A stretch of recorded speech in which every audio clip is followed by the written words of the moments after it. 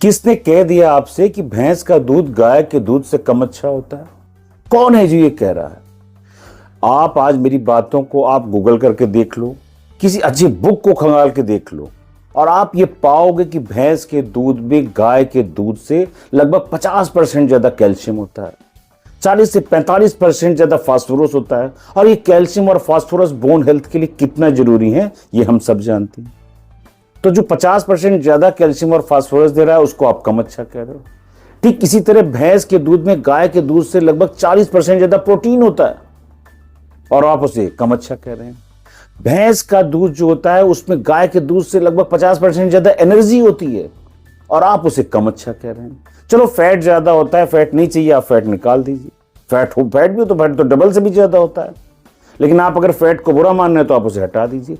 लेकिन हर मामले में रिच है भैंस का दूध। और सबसे बड़ा ड्रामा जो ये तमाम गिर गाय और साहिवाल गाय का आपको A2 मिल्क पिला रहे हैं, उनसे आप एक बार पूछिए क्या वो ये जानते हैं कि भैंस का दूध प्योर A2 मिल्क है। भैंस में A1 का कोई चक्कर ही नहीं है। भैंस का दूध आप पी रहे हैं तो आप A2 मिल्क पी रहे हैं। इसलिए A2 के चक्कर में, A2 गाय का देसी घी और A2 गाय का मिल्क के चक्कर में आप मत पड़िए। भैंस का दूध पूरी तरह से A2 मिल्क है। इसलिए सच को एक्सेप्ट करना जरूरी है कि भैंस का दूध अगर हम कंपैरिजन कर रहे हैं तमाम न्यूट्रिटिव वैल्यू में तब भी बेटर है।